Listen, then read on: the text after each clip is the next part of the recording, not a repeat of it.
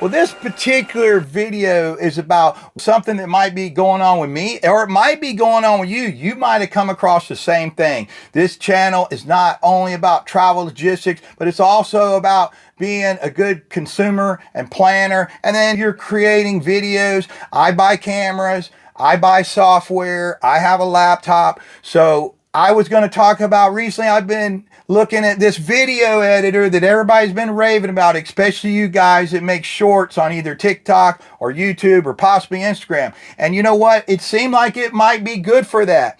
And what am I talking about? I'm not going to get into a deep dive on it today, but I wanted to let you know that really soon, if it's not already below me in my library, is a video about my negative experience with CapCut and maybe what you need to think about besides the software. Is there some really good features and different effects there? Yes. Is it good for making shorts for people that want the free version? Yes, but there are some catch-22s and some things that I found that is a big problem. One is if you are a certain type of creator, that software is not for you.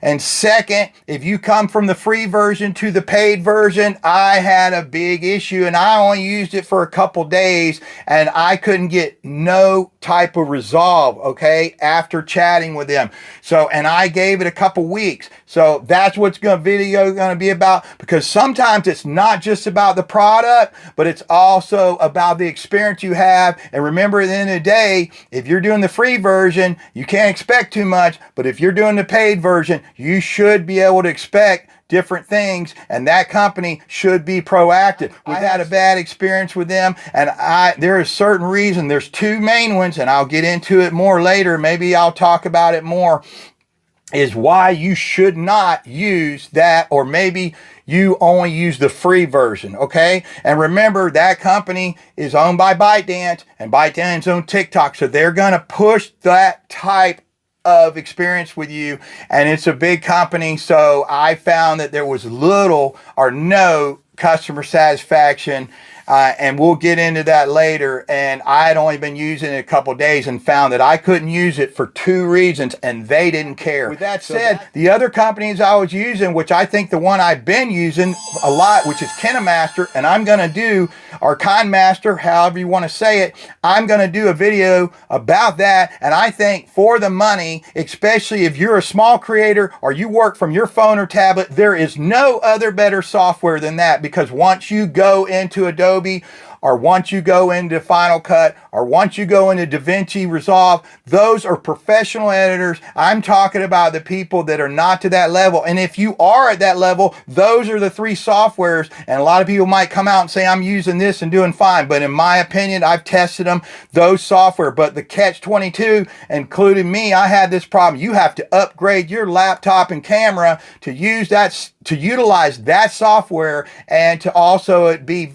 you know, worth the money you pay to do that. So for instance, Final Cut, or, you know, you paying the paid version of the Adobe Creative Cloud. They have amazing software. There's a few others that I tried that are not bad that I haven't mentioned, but those are the main ones. But I stayed on KineMaster a long time because it was not only cheap, but it's a very powerful video editor, especially if you use a Samsung Ultra or you use a powerful Mac operating system, because it works on iOS and Android. I think you can get software to make it work on Windows.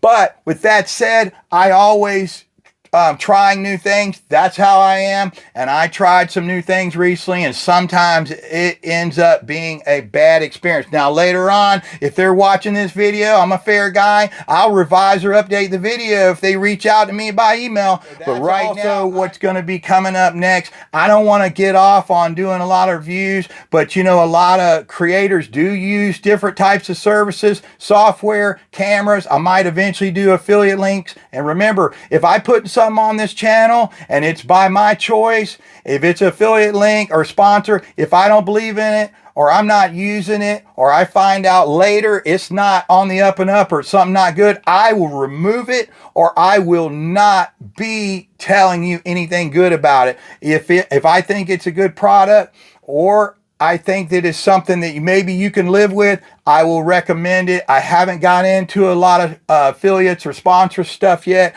I also got merch, maybe coming videos. It helps a tremendous amount if you like and share the video, because then the algorithm on any social media platform, YouTube or any of the others, will push that video. If you got some kind of value out of it, please like and share it, consider subscribing, and then come back and check back with me later, and hopefully I can keep this journey going with more interesting content and maybe even do some product reviews periodically. I appreciate you watching. You guys take care.